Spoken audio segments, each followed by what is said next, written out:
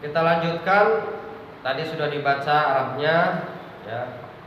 Ini masalah adabut tayamum, tata kramane melaksanakan tayamum. Masalah tata kramane melaksanakan tayamum.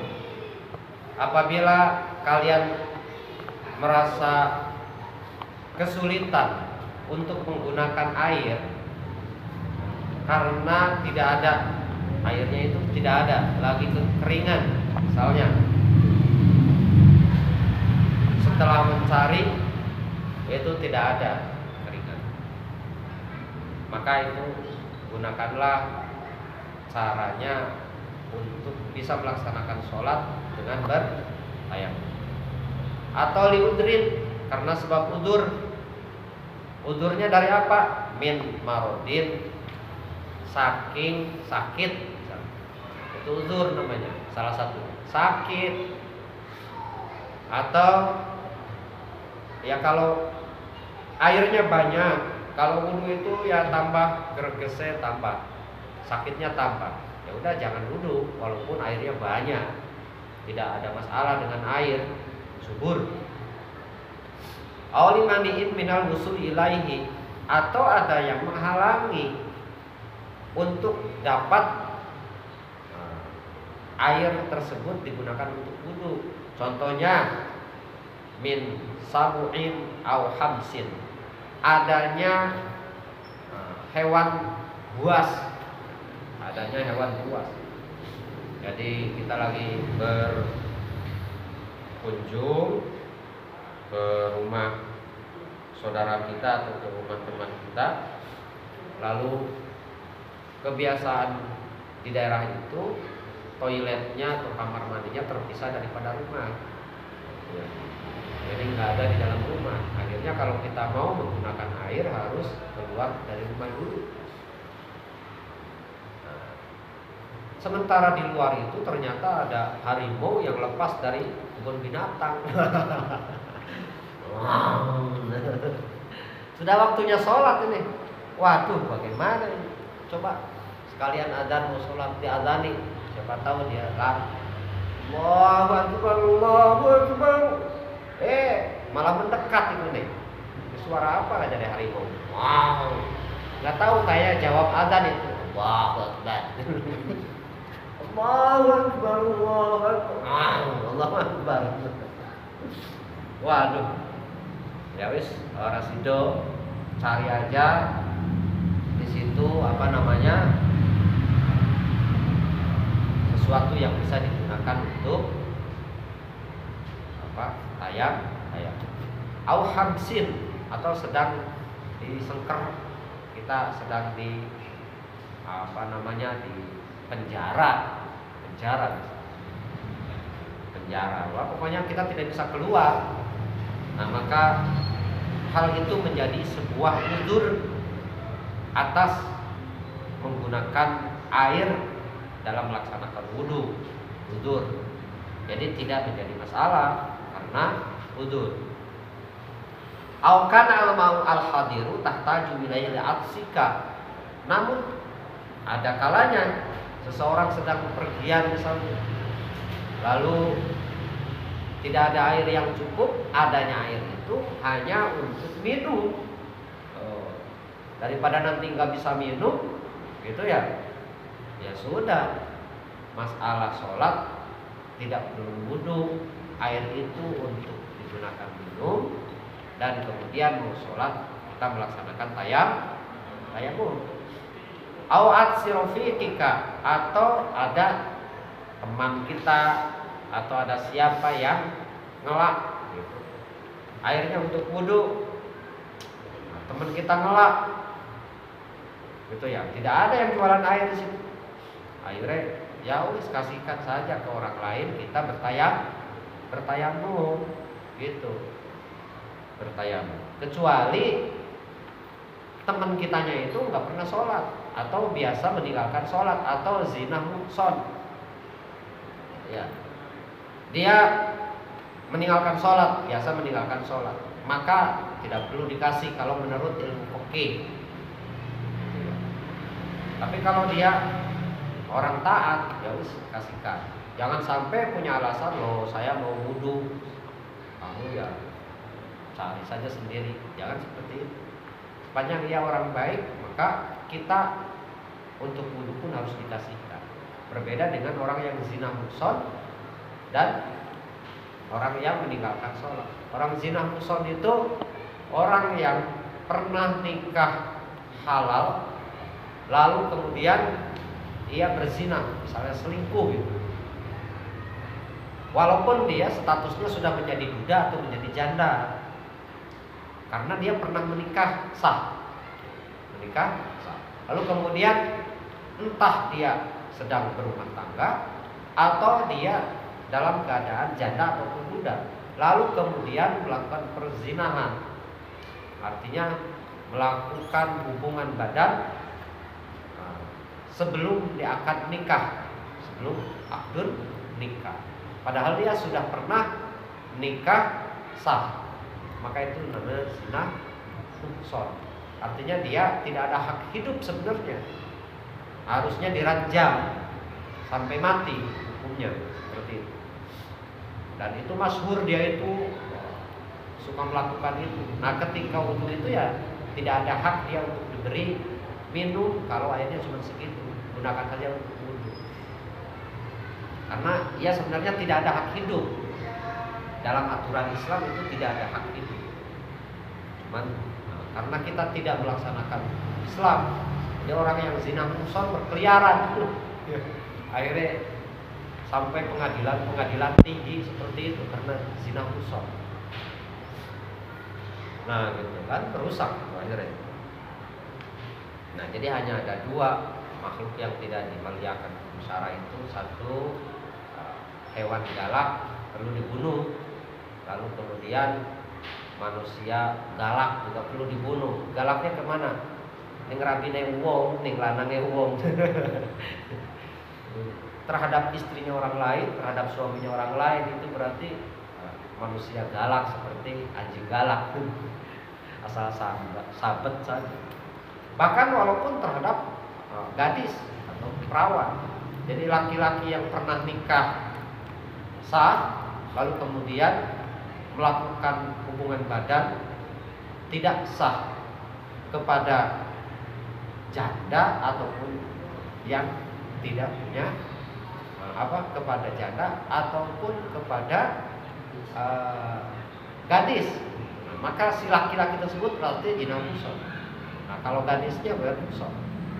Nah, kalau gadisnya itu karena dia belum pernah menikah. Sebaliknya kalau perempuan yang pernah menikah sah, lalu kemudian baik ia sedang dalam keadaan menikah, pernikahan berumah tangga dengan suaminya, ataupun dia sudah menjadi janda, lalu kemudian melakukan hubungan suami istri, hubungan itulah,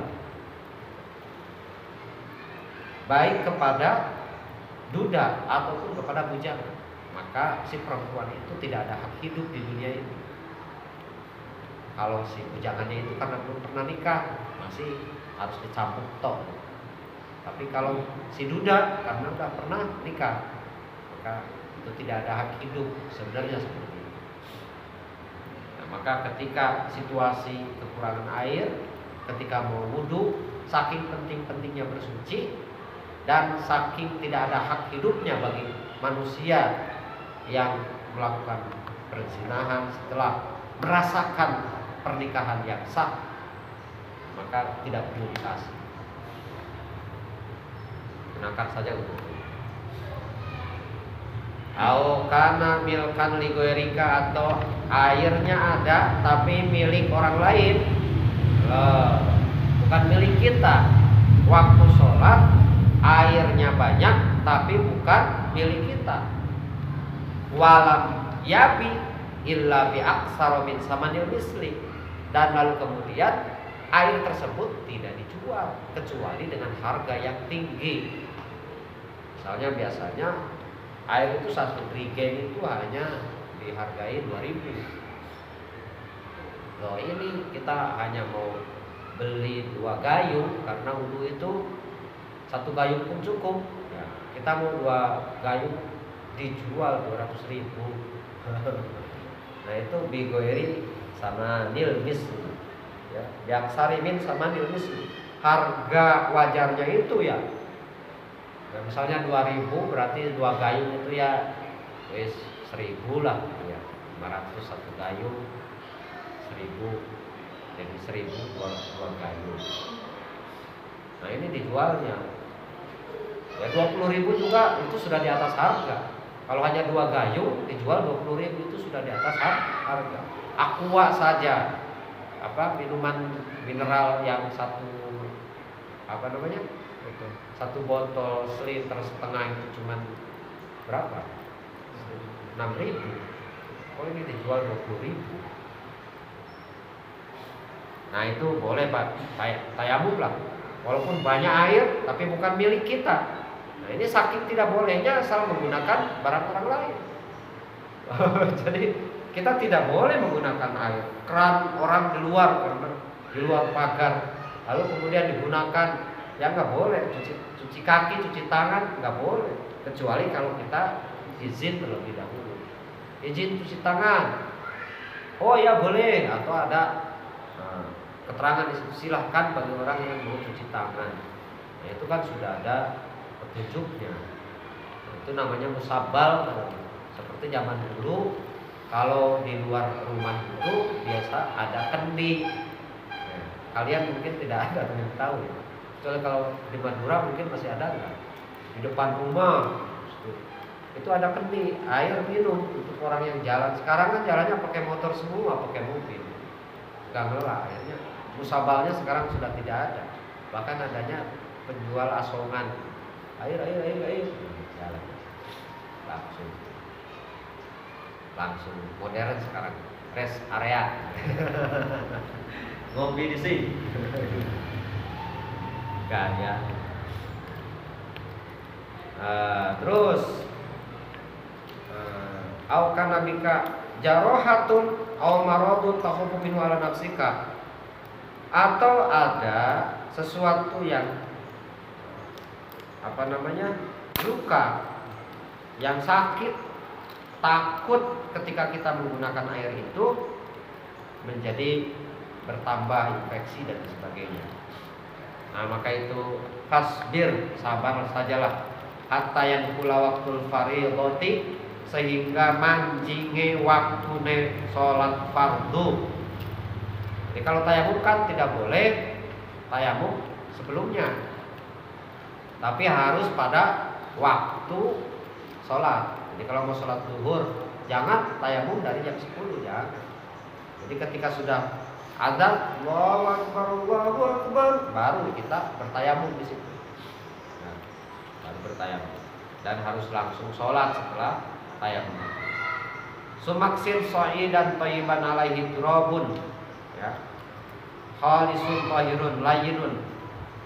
Lalu kemudian kita mendatangi satu tanah yang bagus, tanahnya yang berbelepung debu, yang murni, bukan campuran, yang suci, layyinun yang halus, ya. Jangan yang kasar. Walaupun murni tapi kalau kasar nanti merusak ini. Bagaimana?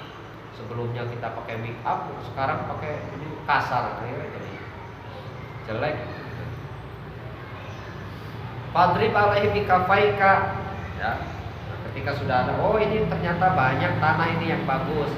Misalnya di dalam ruangan itu ada tamannya. Nah di taman itu ada ya pastinya juga ada tanah. Tanahnya itu digali dulu sedikit, kering juga. Oh kering ini bagus, diambil ke sini, cuma sedikit saja kebutuhan saya dulu, ke sini. Nah, terus setelah itu ini misalnya koran. Nah terus kemudian padrib, nah gini, seperti ini ya. Lalu kemudian ini fadrib alaihi bikaffaika, ya, kelawan efek-efek loro sira dhamman. Nah, terus setelah gini kan nih. Ya. gini kali. Ininya terkumpul. Baina asabi'aka wanwi istibahata fardhi sholat, ya. Wamsah bihima wajhaka kullahu marratan wahidah. Lalu kemudian niati begini. Nawaitu tayammuma ya listibahatis sholati fardhalillahi ta'ala. Jadi ini langsung ke sini. Caranya bagaimana saja. Mau langsung begini boleh. Boleh. Atau ada yang bagaimana ya, lupa lagi. Ya pokoknya ini satu kali tapi merata. Ya. Satu kali tapi merata. Ya sudah begini saja. Satu kali cukup kalau tayamum. Terus ini buat. Ya. Terus ini lagi. Supaya jangan terlalu banyak. Lalu begini.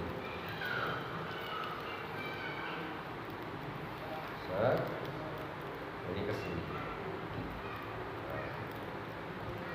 Ini Bu, demikian seperti ini. Lalu kemudian ini begini. Ya. Sudah. Oh. Kakinya enggak. Cuma itu saja. Anggotanya wajah sama tangan. Mudah. Terus wamsabima wajhaka musabima kelawan. Ini tangan dua kepada wajah semuanya satu kali. Wala takallaf aidan al-gubari ila manabi syari. Lalu kemudian tidak perlu disentuhkan gubarun itu pelduk tanah ini ke rambut, tidak perlu. Manabi syari ini enggak perlu. Ini enggak perlu. Jadi di sini saja. Ya.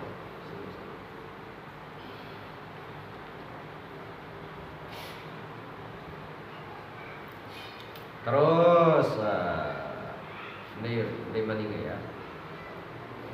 Khafau kasumang zikhatamaka wadrib dorbatan saniyatan. Lalu kemudian copotlah kalau pakai cincin atau ali-ali ya. Baina asabi'aka wamsah bima yadaika ma mufaqaika. Tadi sudah dijelaskan ya. Jadi kalau membuka cincin itu wajibnya setelah ngusap wajah, baru cincin itu wajib dicopot. Maka di sini posisinya seperti itu. Nah kalau mencopot sebelum wajah juga boleh. Sebelum wajah dicopot dulu nggak apa-apa. Lalu kemudian yang wajibnya itu kapan? Setelah mengusap wajah, mau ini tangan. Terus wadrib dorbatan saniyatan mufarriqan baina subyaka wa sabi ma yadika manfaqatan. Failam tas tau'ibuhuma, apabila tidak rata maka fadrib dorbatan ukhra hatta tastau'ibuha hatta tastau'ibahuma. Ya, apabila yang satu kali itu tidak merata, maka pukulkanlah sekali lagi sampai usapannya itu merata. Sumamsah ihda kafaika bil ukhra, ya. Wamsah ma baina asabi'aka bil tahlili. Ya, seperti ini tadi. Ya. Wamsah ihda bil ukhra. Jadi tangan kanan menggunakan telapak kaki, tangan kiri. Tangan kiri menggunakan telapak tangan kanan. Wasolli, lalu kemudian sholatlah bihi dengan tayamum itu fardhon wahidan. Hanya bisa melaksanakan sholat fardu satu kali. Jadi kalau mau tayamum itu ketika sudah masuk waktu, misalnya zuhur, waktu zuhur langsung sholat zuhur. Nah, nanti kalau setelah sholat zuhur belum kentut, belum apa, tapi sudah datang waktu asar, wajib tayamum lagi. Tidak boleh tayamum itu untuk melakukan dua fardhu. Tapi kalau untuk sunnah, setelah sholat zuhur lalu kemudian melaksanakan sunnah, ya silakan, apapun juga. Nah, di sini pun wasil di fardun wahidan wa masih taminan nawafili, dan barang yang engkau inginkan minan nawafili dari piro-piro pekerjaan sunnah.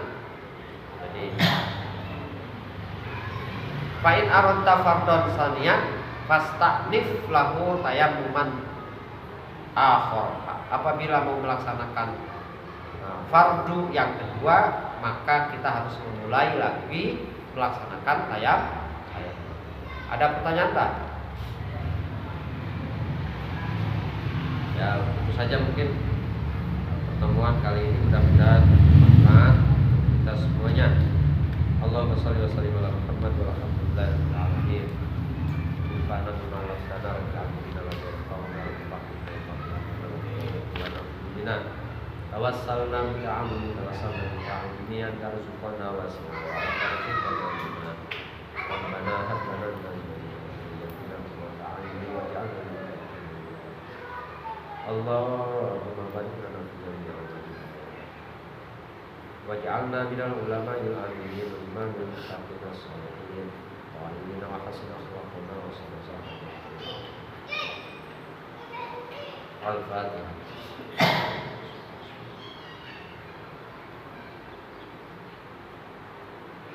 Siratal ladzina an'amta 'alaihim